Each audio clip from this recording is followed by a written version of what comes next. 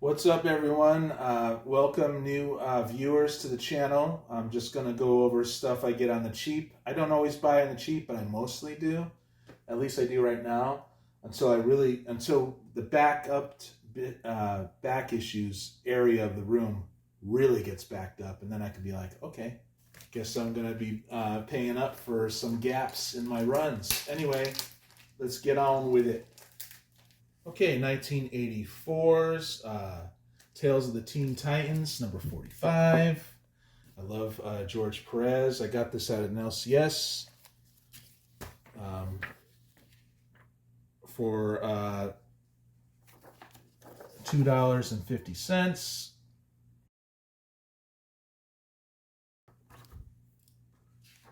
So I work on this run ever since I read Crisis on Infinite Earths. Even though this stuff's not as inspiring, it's still beautiful comic work. Okay, 1985's Rune, number 9. I get it for the Barry Windsor Smith. I got a bunch of these coming to me. By the time you watch this video, I might have them already, I might not, but yeah, Barry Windsor Smith did a good job on this.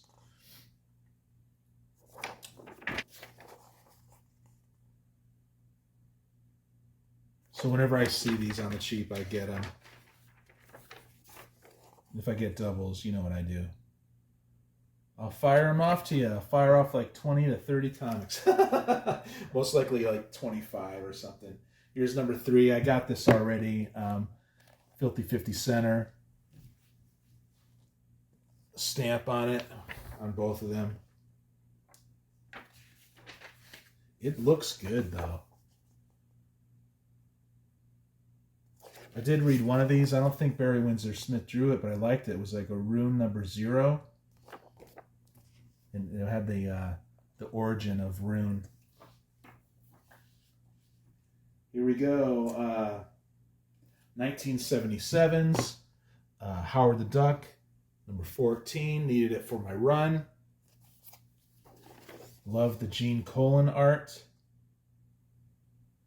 As a lot of you know, I have a bunch of these because I bought a personal collection from my friend Larry, who has great taste in comics. And he let go of his entire collection for real cheap. So I do fill in holes, gaps, like Howard the Duck, Swamp Thing, things like that. Okay, 1987's Quality Comics, Steel Claw. Looks cool. Cool reprints. And sold into the U.S., right? Look at that. America's fastest growing color comic publisher. Well, I don't know if that was true. Maybe it was at one time. There used to be Eagle. It's good to know that they have more Sam Slade. That Robo Hunter comic is pretty dang awesome. What do we got here? Gary Leach is the cover. Jesus Blasco. Here we go, you guys. Filthy 50 center without the stamp. Here's 1996's Topps X-Files 25-cent Filthy. And I got this at an LCS. They do have a 25-cent bin. The art isn't that inspiring to me, but I'm a big X-Files fan. Ever since it came out, I thought it was pretty dang bold for its time. But yeah, the art's leaves something to be desired, but you do get some cool advertising art. 25 cents. Who cares, right? Unless you're into collage work. But yeah, I actually collect X-Files. Shout out to Easy Comic Reader. Thank you for sending me this. I think it's 1996 or something, but it's XMen Adventures, Season 2. I like the cartoon, so of course I get this stuff. And it's, you know, it's got the 90s art going, but I think it's all right. So there's number 1, number 2, number 3,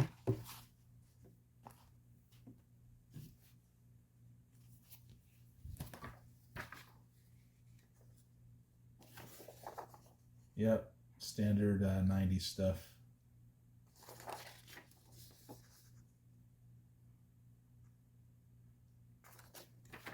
So I'm going to determine how much X-Men I'm going to collect in the future. Okay, 1993's Continuity Comics, Valeria She-Bat. That'll just look cool for 50 cents. I love the cardboard stock.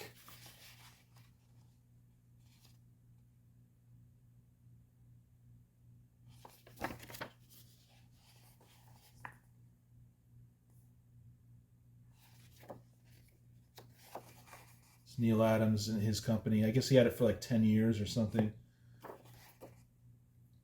It's pretty cool.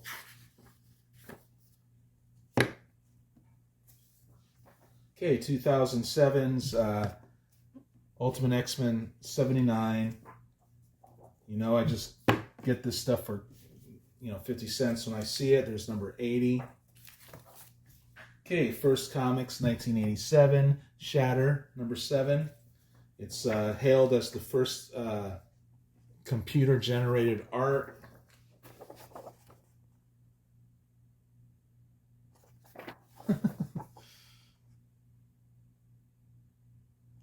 So I guess it's pretty good. Got 2 of those for the trading program I'm going to put together. Here's number 8. Cool cover. Don't mess with that lady. Random pages. See who are these guys anyway? Maybe they didn't do that in the beginning. Maybe First Publishing after like 3 or 4 years started that. I really like that. Who are these guys anyway? Intros, but they didn't have it for from the Howard Chaykin one I'm reading, the American Flag. Okay, Adventures of Superman. $4.96, 1992. Filthy 50 center, but it came with a bag and a board, nice and clean. They printed so many of these, everybody could have them.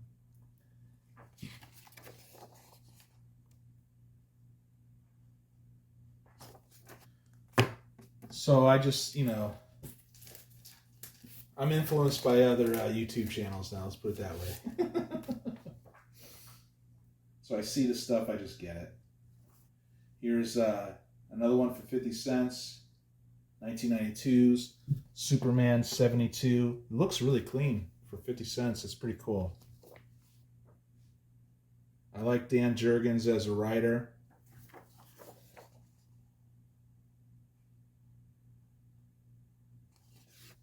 Brad Venkata does the art. That looks cool. Superman all raging.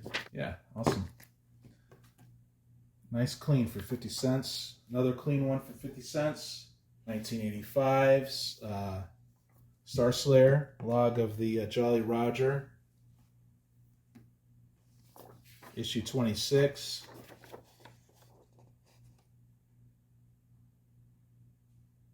Pretty cool.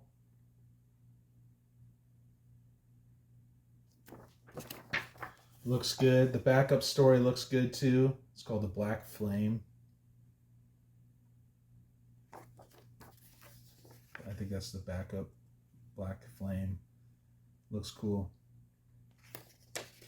So that. Got 2 of them to trade.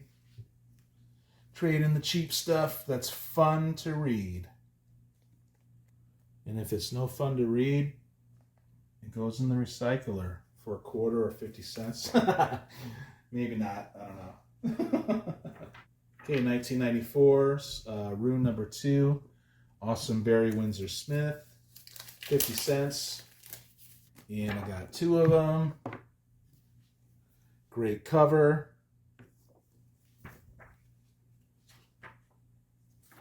An awesome interior work inside. Very happy when I find these on the cheap. I have more of these coming to me, like I said before. Cheap comic collector. Okay, 1977's Howard the Duck, or is it Howard the Human? Number 19. It's kind of like a Spider-Man homage, right?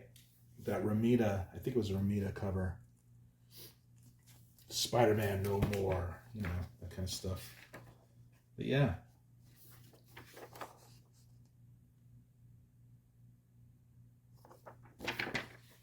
Need this for the run.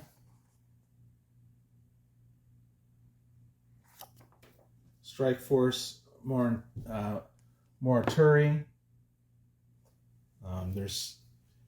I remember this. I don't remember this issue. Issue 28. It has early Mark Bagley work.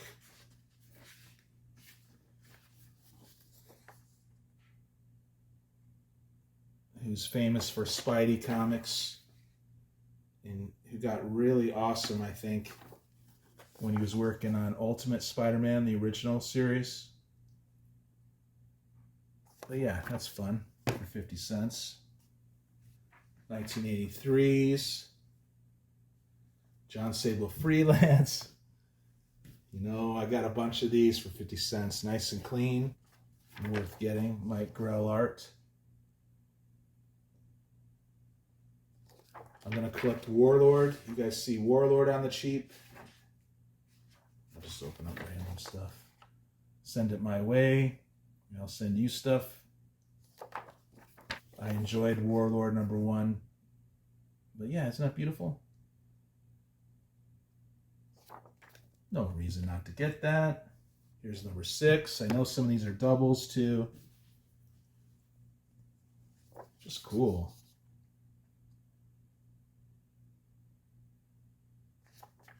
Like a spy, like noir thriller. I haven't read yet, but we'll read it. I just see this very graceful, beautiful work.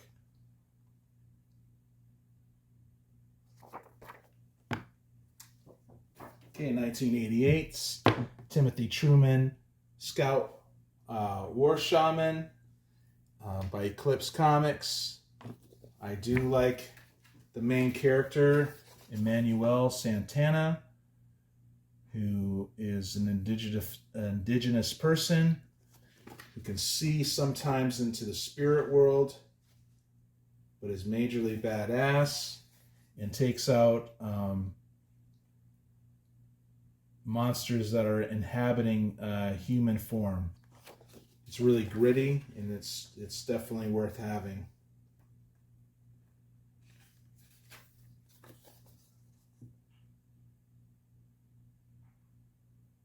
So I think this is just a limited series. I don't think it's, you know, it's a filthy 50 center though. Here's issue number 10. Cool cover. And just opening random pages, it's just fun.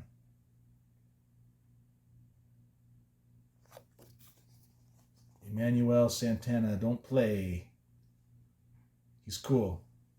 He's a total loner badass.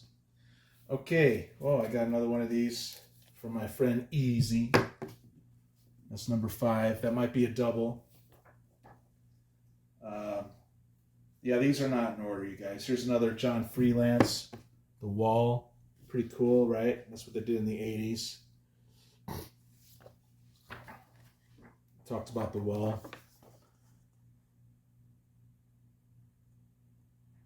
Very cool, man. Look at that.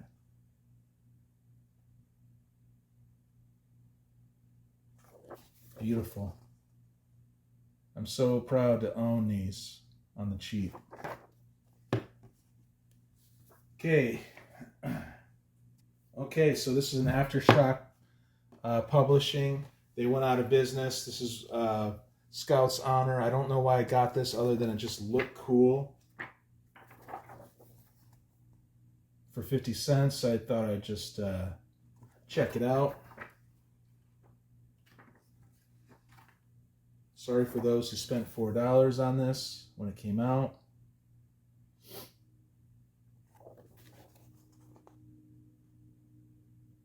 I mean, I don't even normally get the modern indies, because why? When I could get stuff on the cheap. Okay, 1986. Howard Chaykin. Filthy 50 center. Beautiful cover with a main character that's recognizable, right? It's DC. I think I collect a lot of Howard Chaykin, mostly when I see it, if I don't have it. Something about it, it's a cool blend of like cartoon, but with grit. And he renders action efficiently. It's just cool.